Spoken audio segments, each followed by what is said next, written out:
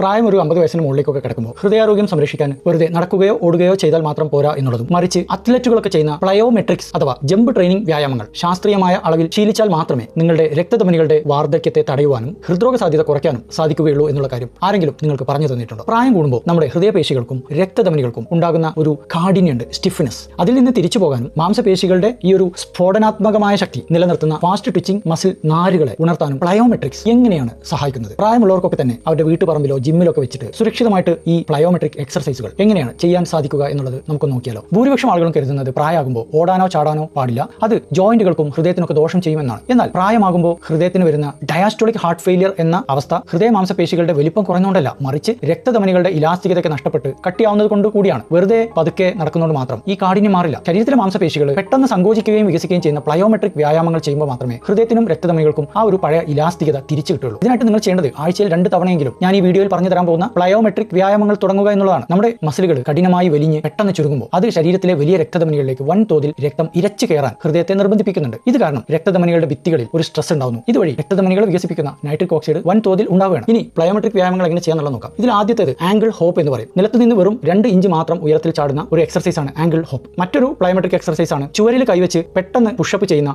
വാൾ പ്ലയോമെട്രിക്സ്. ഈ 2 എക്സർസൈസുകളാണ് സ്റ്റാർട്ടിംഗിൽ നമ്മൾ ചെയ്യേണ്ടത്. അതിനുശേഷം പതുക്കെ ബോക്സുകളിലേക്ക് ചാടുന്ന എക്സർസൈസുകൾ ശ്രമിക്കാവുന്നതാണ്. എന്നാൽ നിങ്ങൾക്ക് BP അല്ലെങ്കിൽ കടുത്ത ജോയിന്റ് പെയിൻ ഒക്കെ ഉണ്ടെങ്കിൽ, അതല്ല ഹാർട്ട് അറ്റാക്ക് ഒക്കെ മുമ്പ് സംഭവിച്ച ആളാണെങ്കിൽ കാർഡിയോളജിസ്റ്റിനെയോ നിങ്ങളുടെ ഡോക്ടറെയോ കണ്ടതിന് ശേഷം മാത്രമേ ഇതുപോലുള്ള എക്സർസൈസ് തുടങ്ങാൻ പാടുള്ളൂ. പ്ലയോമെട്രിക് വ്യായാമങ്ങൾ ആഴ്ചയിൽ 2 തവണയിൽ കൂടുതൽ ചെയ്യാൻ പാടില്ല. മാത്രമല്ല ഓരോ എക്സർസൈസ് സെഷന് ശേഷവും മസിൽസിനും ഹൃദയത്തിനും റിക്കവർ ആകാൻ ചുരുങ്ങിയത് 2 ദിവസത്തെ സമയം കൊടുക്കണം. ഇനി പ്ലയോമെട്രിക് എക്സർസൈസുകൾ ചെയ്യുമ്പോൾ ശരീരത്തിൽ വരുന്ന മെച്ചങ്ങൾ എന്തൊക്കെയെന്ന് നമുക്ക് നോക്കാം. ഒന്നാമത്തത്, പ്രായമാകുമ്പോൾ ഹൃദയത്തിന്റെ ഇടതുവശത്തെ അറയ്ക്ക് രക്തം സ്വീകരിക്കാനായിട്ട് പൂർണ്ണമായിട്ട് വികസിക്കാൻ കഴിയാത്തൊരു അവസ്ഥ അനുഭവപ്പെടാറുണ്ട്. പ്ലയോമെട്രിക് എക്സർസൈസ് ചെയ്യുമ്പോൾ ഹൃദയത്തിലേക്ക് പെട്ടെന്ന് രക്തം തിരിച്ചെത്തുന്നു. ഇത് ഹൃദയമാംസപേശികളുടെ ഇലാസ്തികതയും രക്തം പുറത്തേക്ക് തള്ളാനുള്ള ശേഷിയും കാലക്രമേണ വർദ്ധിപ്പിക്കുകയും ചെയ്യും. രണ്ടാമത്തെ മെച്ചം, പ്രായമാകുമ്പോൾ ഉള്ള വീഴ്ചകൾ തടയുന്നു എന്നുള്ളതാണ്. പ്രായമാകുമ്പോൾ നമ്മുടെ തലച്ചോറും മസിലുകളും തമ്മിലുള്ള ആശയവിനിമയത്തിന്റെ വേഗത കുറയും. അതുകൊണ്ട് തന്നെ പലപ്പോഴും ബാലൻസ് തെറ്റി വീഴാനുള്ള സാധ്യത കൂടുന്നുണ്ട്. പ്ലയോമെട്രിക് എക്സർസൈസ് നാഡീവ്യൂഹത്തെയും മസിലുകളെയും ഒരേ സമയം ഉത്തേജിപ്പിക്കുന്നത് വഴി ശരീരത്തിലെ റിഫ്ലക്സുകൾ മികച്ചതാകുന്നു. വീഴ്ചകളും അതുവഴി ഉണ്ടാകുന്ന പരിക്കുകളും പൂർണ്ണമായിട്ട് തടയുകയും ചെയ്യും. മൂന്നാമത്തെ മെച്ചം, ഒരു വ്യക്തിയുടെ ആയുസ് നിർണ്ണയിക്കുന്ന ഏറ്റവും പ്രധാനപ്പെട്ട ഒരു മെഡിക്കൽ മാർക്കറാണ് VO2 മാക്സ് അഥവാ ശരീരം വ്യായാമ വേളകളിൽ ഉപയോഗിക്കുന്ന മാക്സിമം ഓക്സിജന്റെ അളവ്. നമ്മൾ അറിയേണ്ടത് 30 വയസ്സിന് ശേഷം ഓരോ പതിറ്റാണ്ടിലും ഈ ഒരു കപ്പാസിറ്റി 10% വീതം കുറഞ്ഞു വരും എന്നുള്ളതാണ്. എന്നാൽ പ്ലയോമെട്രിക് എക്സർസൈസുകളൊക്കെ ചെയ്യുമ്പോൾ VO2 മാക്സ് മെച്ചപ്പെട്ടു വരും. കോശങ്ങളിലെ മൈറ്റോകോൺട്രിയയുടെ എണ്ണം കൂടുകയും ചെയ്യും. നാലാമത്തെ കാര്യം, നമ്മുടെ എല്ലിന്റെ സാന്ദ്രത വർദ്ധിക്കും എന്നുള്ളതാണ്. പ്രായമാകുമ്പോൾ പ്രത്യേകിച്ച് സ്ത്രീകൾക്ക് ആർത്തവ വിരാമത്തിനൊക്കെ ശേഷം ഓസ്റ്റിയോപ്രോസിസ് എന്ന് പറയുന്ന എല്ല് തേയ്മാനം സാധാരണയായിട്ട് കാണാറുണ്ട്. പ്ലയോമെട്രിക് ചെയ്യുമ്പോൾ എല്ലുകളിൽ പുതിയ അസ്ഥികോശങ്ങൾ ഉൽപ്പാദിപ്പിക്കപ്പെടുകയാണ്.